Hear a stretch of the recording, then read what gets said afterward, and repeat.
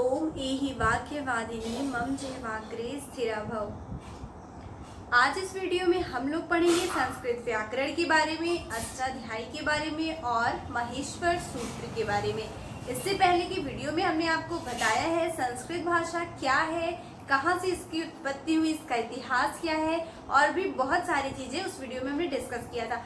अब हमें संस्कृत व्याकरण के बारे में पढ़ना है, तो थोड़ा सा हम आपको बताएंगे। जब भी कोई भाषा बनती है तो उस भाषा को समझने के लिए, ठीक है, किसी भाषा को समझने के लिए या सरल करने के लिए उस भाषा का व्याकरण पढ़ा या लिखा जाता है।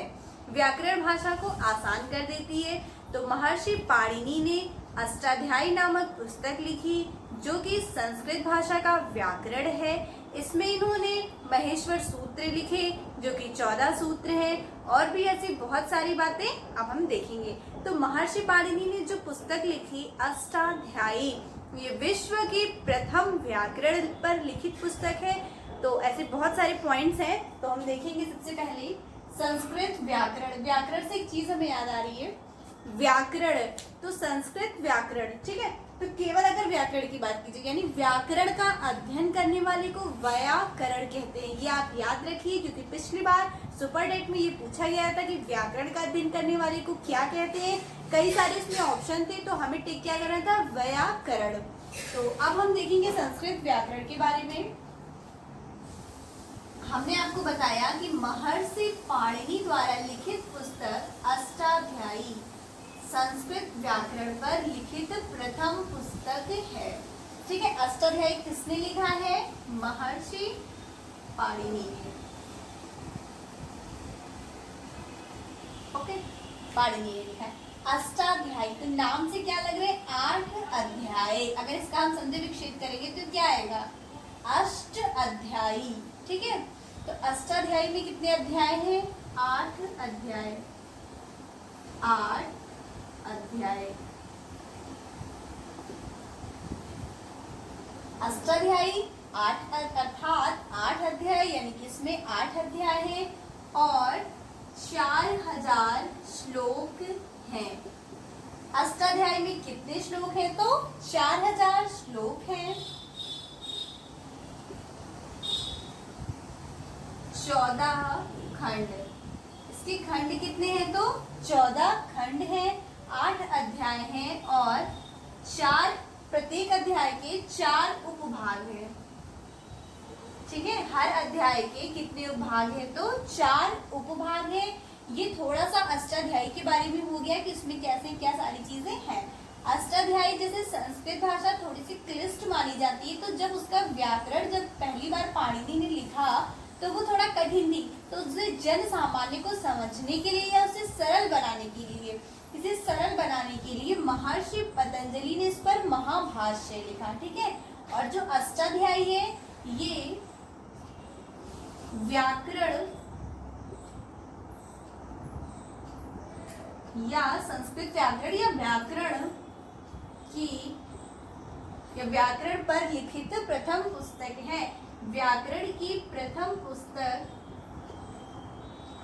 क्या है? तो व्याकरण या संस्कृत व्याकरण कह लीजिए, लेकिन ये विश्व की प्रथम व्याकरण की पुस्तक है। संस्कृत व्याकरण की प्रथम पुस्तक क्या है? अष्टाध्यायी। विश्व की प्रथम व्याकरण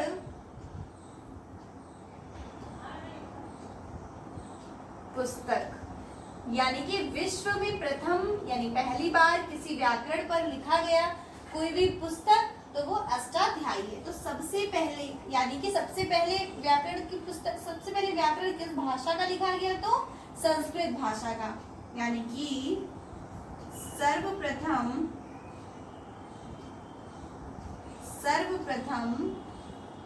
संस्कृत भाषा का, ये मोस्ट इंपॉर्टेंट है, याद रखने वाली चीज है। सर्वप्रथम संस्कृत भाषा का व्याकरण लिखा गया।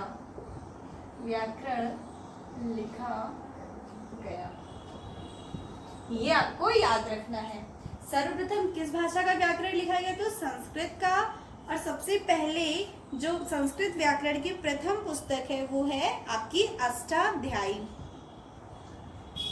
और सर्वप्रथम किस भाषा का व्याकरण लिखा गया? तो संस्कृत भाषा का। और विश्व की प्रथम पुस्तक क्या है? व्याकरण पुस्तक अष्टाध्यायी है। अब हमने आपको बताया कि इस पे महाभाष्य किसने लिखा था? महाभाष्य लिखने वाले थे महर्षि पतंजलि। पतंजलि जी ने सर्वप्रथम अष्टाध्यायी पर महाभाष्य लिखा।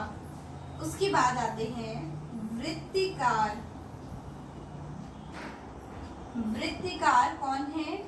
ये सारे नाम आपको याद रखना है।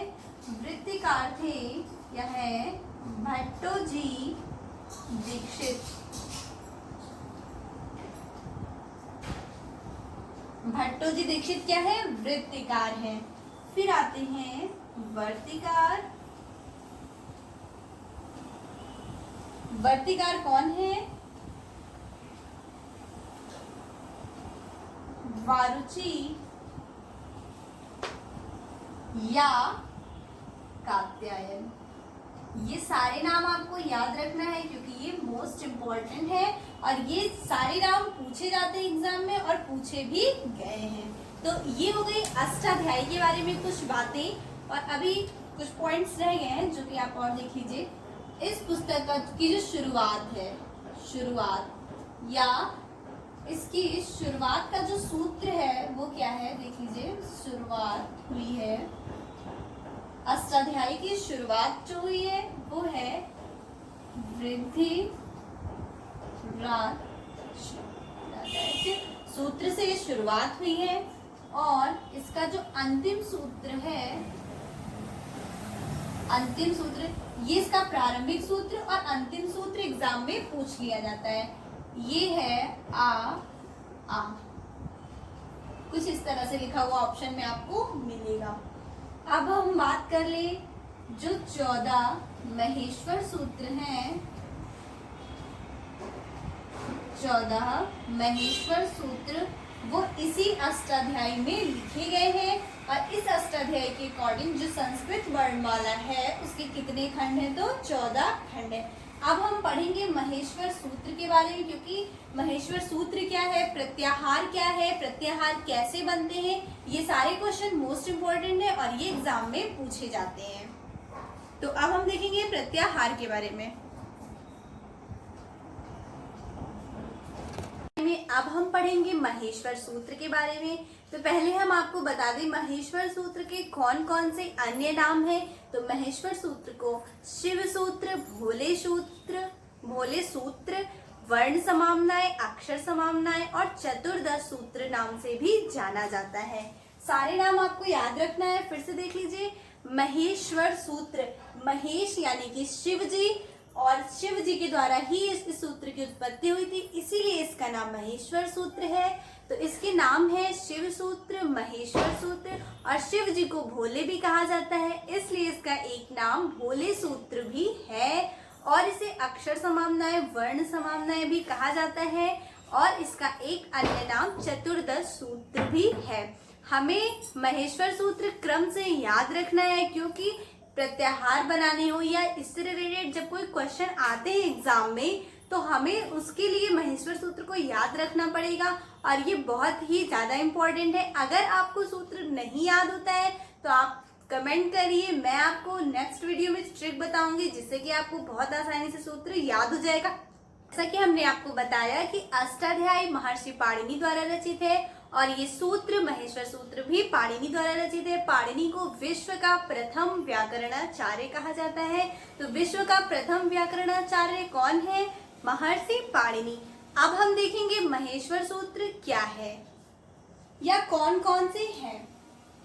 तो सबसे पहले है आ ई ऊड़ा, आ ई ऊड़ा, री रेका, ए ओंग, ए औच, है वरट, लड़ इयम अंगणनम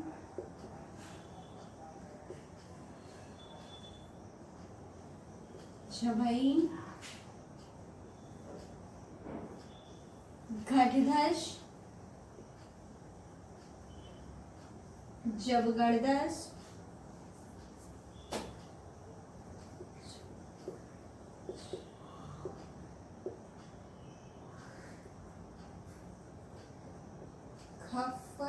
खप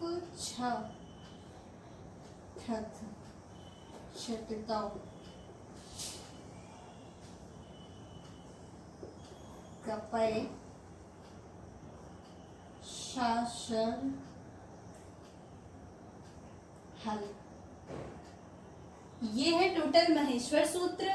महेश्वर सूत्र की संख्या 14 है। पहला आयुड़ा रिलिका इयोंग एओच हैवरट लड़ इयमंगणम छभई घड़धश जबगरदश खफय खफ छटत छटतो कपय शशर हल। ये 14 सूत्र आपको ऐसे ही क्रम वाइज याद रखना पड़ेगा। अब हम इस सूत्र के बारे में देखेंगे। इस सूत्र में लास्ट वाले पे देखिए हमने हलंत लगाया है, ठीक है। हाँ, तो ये जो लास्ट वाले वर्ण है या अक्षर है, जो ये लास्ट वाले वर्ण है, इनका प्रत्याहार में प्रयोग नहीं किया जाता है और ये जो है ये प्रयोगहीन है। जो अंतिम वर्ण है वो क्या है? प्रयोगहीन है। यहाँ पर देखिएगा, अंतिम वर्ण महेश्वर सूत्र के अंतिम वर्ण प्रयोगहीन है और यही कारण है कि इसे इति संज्ञक भी कहते हैं। इति संज्ञक। इससे क्वेश्चन आपका पूछा जाता है, इनमें से कौन सा वर्ण इति संज्ञक है? सारे वर्ण ऑप्शन में मिल जाएगा, बीच वाले भी और लास्ट वाले भी। तो आपको जो टिक करना है वो लास्ट वाले पे टिक करना है, वो क्या है? इति संज्ञक है। फिर आगे देखते हैं महेश्वर सूत्र के बारे में, ठीक है। ये 14 सूत्र है। हमने आपको बताया पाणिनि ने अपने सूत्रों के द्वारा संस्कृत वर्णमाला को 14 खंडों में विभाजित किया है। तो इनके अकॉर्डिंग ये 1 से 4 तक का क्या है? स्वर है और 5 से 14 तक के व्यंजन है। और इसीलिए 1 से 4 तक का यानी कि आ ई उड़ा से ए औच तक ये क्या है? स्वर है। स्वर और स्वर का अब हम थोड़ा और बाकी ये यहाँ तक देख लीजिए, ये सारे व्यंजन है, ठीक है। व्यंजन कहाँ से कहाँ तक के हैं? तो है वरट से लहल तक व्यंजन है और आई उड़ा से ए औच तक स्वर है। अब हम आपको थोड़ा सा यहाँ पे बताएंगे प्रत्याहार किसे कहते हैं, ये क्या होते हैं। प्रत्याहार। प्रत्याहार शब्द का शाब्दिक अर्थ है संक्षिप्त करना या संक्षेप में। संक्षिप्त करना या संक्षेप में, ठीक है। किसका जो है ये अर्थ है? प्रत्याहार का। प्रत्याहार का शाब्दिक अर्थ क्या है? संक्षिप्त करना या संक्षेप में। अब हम देखेंगे यहाँ पर, अगर लास्ट वाले वर्ण आप हटा लीजिए, ठीक है, तो कौन से वर्ण की आवृत्ति हुई है? तो हा वर्ण है जिसकी आवृत्ति हुई है वरट और हल। तो किस वर्ण की आवृत्ति हुई है? क्वेश्चन आपसे पूछा जाएगा प्रत्याहार में किस वर्ण की आवृत्ति हुई है? तो हा वर्ण है, सॉरी महेश्वर सूत्र में किस वर्ण की आवृत्ति हुई है? तो हा वर्ण की आवृत्ति किसकी हुई है? महेश्वर सूत्र में हा वर्ण की आवृत्ति हुई है, ठीक है। इसके अलावा अगर कहा जाए अंत में, तो अंत में देखिए यहाँ पे ड़ा यहाँ पर है और लड़ यहाँ पे, तो ड़ा वर्ण की आवृत्ति भी हुई है 2 बार। तो महेश्वर सूत्र के कौन सा इति संज्ञा 2 बार आया है? तो आंसर होगा अड़ा, ठीक है। अड़ा क्या है? एक ऐसा इति संज्ञक है जिसकी आवृत्ति हुई है।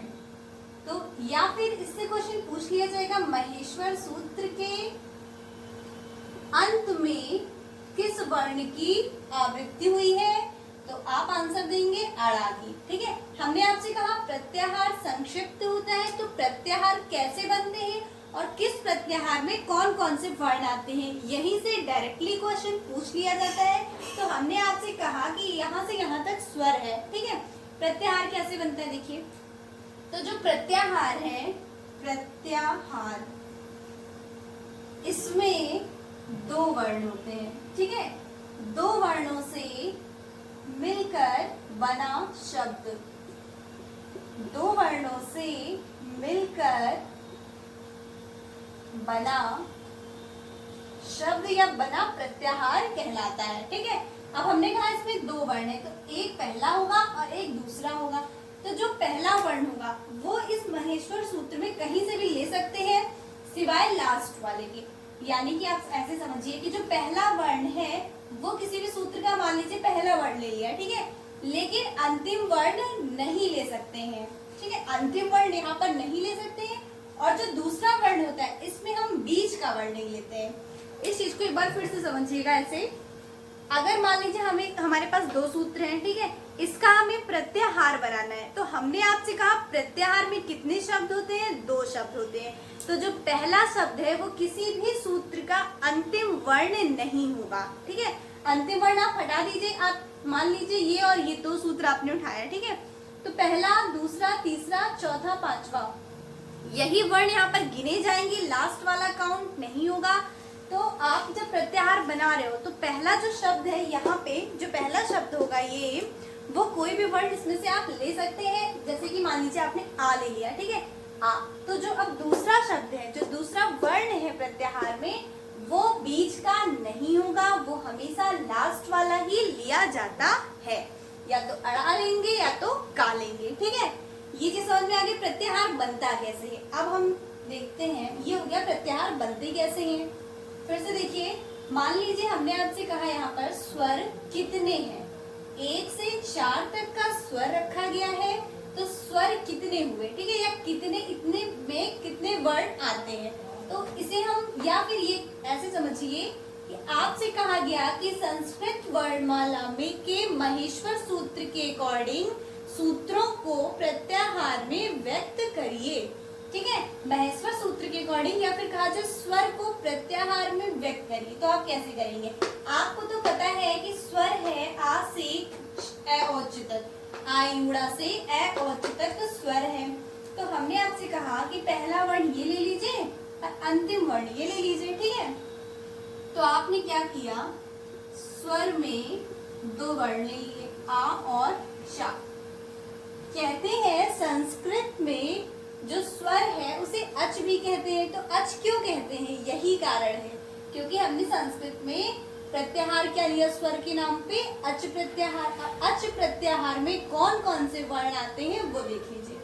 आ, ठीक है, पहला आप लोगे, अच प्रत्याहार में कौन कौन से वर्ण आते हैं? तो आएगा आ, फिर ई,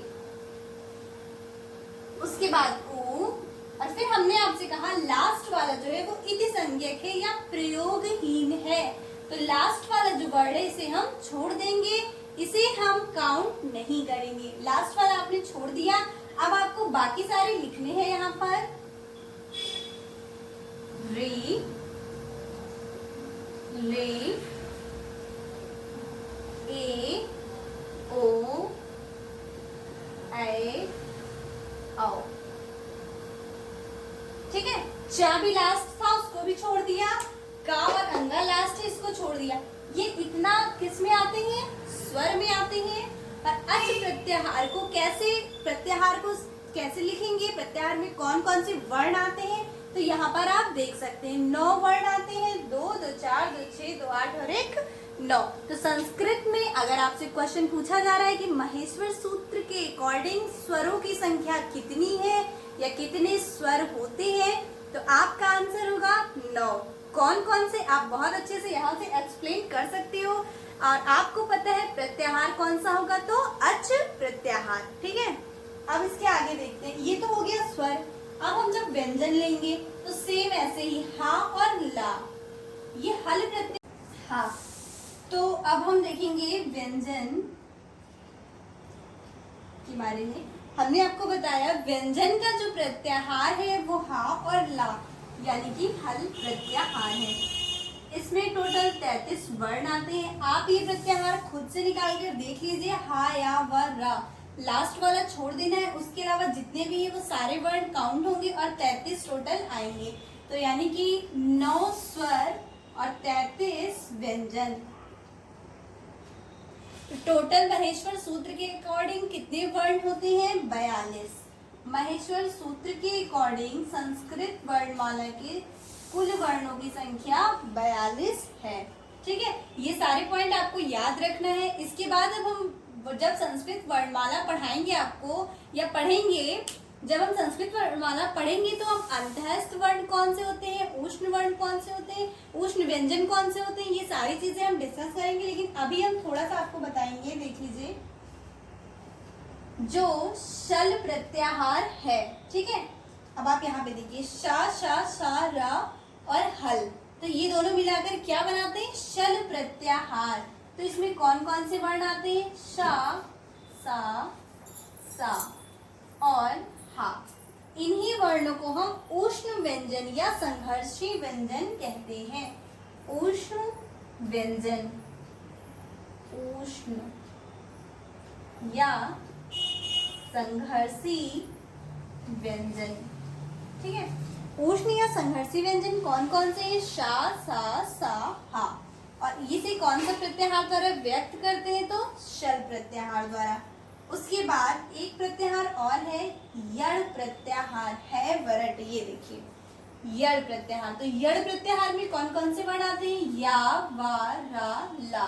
ठीक है, या, वा, रा, ला है वरट। ये सारे वर्ण कहलाते हैं अंतःस्थ व्यंजन। अंतःस्थ व्यंजन, यहीं से क्वेश्चन पूछ लिया जाता है। उष्ण व्यंजनों को प्रदर्शित करने वाला प्रत्याहार निम्नलिखित में से कौन सा है? तो आप शल पे टिक कर देंगे। ये सारे ऐसे क्वेश्चन हैं जो महेश्वर सूत्र से पूछ लिए जाते हैं।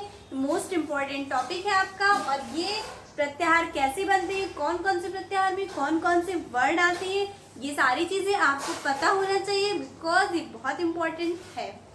और अगर आपको ट्रिक चाहिए, महेश्वर सूत्र को याद करने की ट्रिक अगर आपको चाहिए तो आप कमेंट सेक्शन में बताइए, नेक्स्ट वीडियो उसी पर आएगी। और अगर ऐसा नहीं है तो फिर नेक्स्ट वीडियो होगी संस्कृत वर्णमाला। Thanks for watching.